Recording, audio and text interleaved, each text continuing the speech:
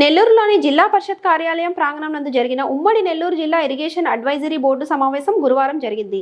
ఈ సమావేశంలో ఎమ్మెల్సీ బల్లి కళ్యాణ్ చక్రవర్తి ఈ సందర్భంగా ఆయన మాట్లాడుతూ గూడూరు నియోజకవర్గం, సూరూళ్లపేట నియోజకవర్గం పరిధిలోని కోట, వాకాడు, చిట్టమూరు, నాయుడుపేట, ఓబిలి, పెళ్లికూరు మండలాల్లోని స్వర్ణముఖి నదిలోకి 3 టీఎంసీల నీటిని విడుదల చేయాలని, స్వర్ణముఖి నది కిందున్న 48 చెరువులు 3,121.2 ఎకరాల వ్యవసాయానికి గాను 1.5 టీఎంసీల నీటి అవసరమని, తాగునీటి అవసరాల కోసం 0.75 టీఎంసీల నీటిని అవసరమని, 59 కిలోమీటర్లు ఉన్న స్వర్ణముఖి నదిలో 0.75 టీఎంసీల బాష్పీభవనాల నష్టాలు పోను మొత్తం 3 టీఎంసీల నీటి అవసరమని ఎమ్మెల్సీ కళ్యాణ్ చక్రవర్తి కోరారు. రాపూరు, పొదలకూరు, వెంకటగిరి, సూరూళ్లపేట, గూడూరు, శ్రీకాళహస్తి మరియు తిరుపతి పట్టణంలో త్రాగునీటి అవసరములకు, స్థానిక చెరువులు, పాడి పశువుల నీటి అవసరములకు గత ఐఏబీ సమావేశంలో 2 టీఎంసీలు నీటిని విడుదల చేసే ప్రతిపాదిస్తే, ఈ ఐఏబీ సమావేశంలో 4.750 టీఎంసీలు నీటిని విడుదలకు ప్రతిపాదించి, ముఖ్యంగా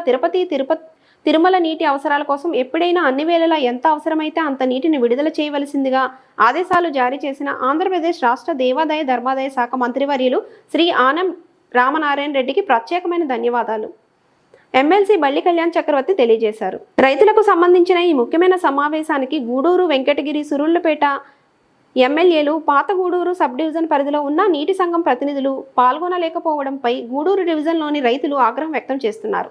మా గురించి ఒక్కరోజు కూడా సమయం కేటాయించలేరా అని రైతులు ఆవేదన వ్యక్తం చేశారు.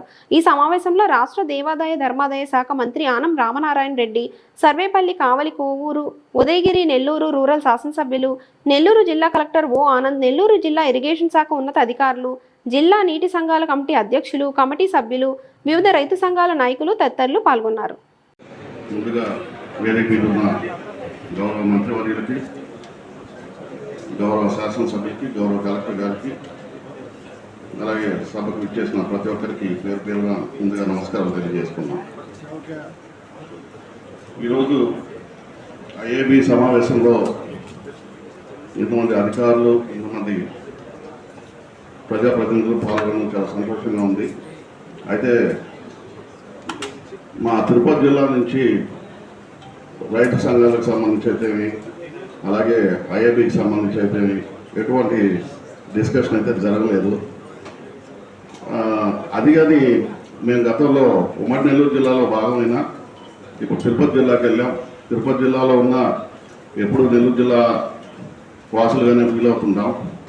ఈరోజు ఎక్కడ తిరుపతి జిల్లాకు సంబంధించి గూడూరు, వెంకటగిరి, సూరూరుపేట నియోజకవర్గాలకు సంబంధించి ఎటువంటి డిస్కషన్ జరగలేదు. రాబోయే రోజుల్లో ఖచ్చితంగా మంత్రి గారిని కోరుకుంటున్నాను, అధికారులు అలాగే రైతు సంఘ నాయకులు అందరూ వచ్చి పాల్గొంటే, మంత్రి గారికి గతంలో వెంకటగిరి నియోజకవర్గ శాసనసభ్యులుగా ఉన్నారు, వారికి పూర్తి అవగాహన ఉంది మన తిరుపతి జిల్లాలో ఇప్పుడు మనం ఉన్న 3 నియోజకవర్గాల గురించి. ముందుగా మంత్రి గారికి ధన్యవాదాలు తెలియజేసుకున్నాం. ఎందుకంటే రాపూరు, పొదలకూరు, వెంకటగిరి, సూలూరుపేట, గూడూరు, శ్రీకాళహస్తి మరియు తిరుపతి పట్టణాలకు తాగునీటి అవసరాల కోసం ఇందాక మంత్రి గారు చెప్పినట్టు తిరుపతి పట్టణం చాలా ముఖ్యమైనది. ఎందుకంటే తిరుపతి, తిరుమలకి నీటి సరఫరా అనేది చాలా అవసరం.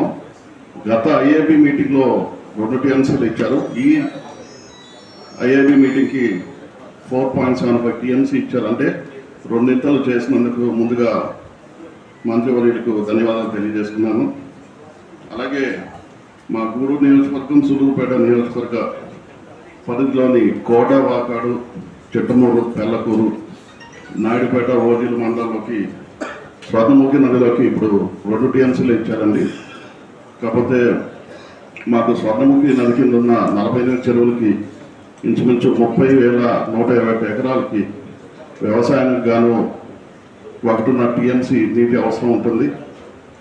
అలాగే తాగునీటి అవసరాల కోసం ఇంకొక 0.75 టీఎంసీ నీటి అవసరం ఉంది.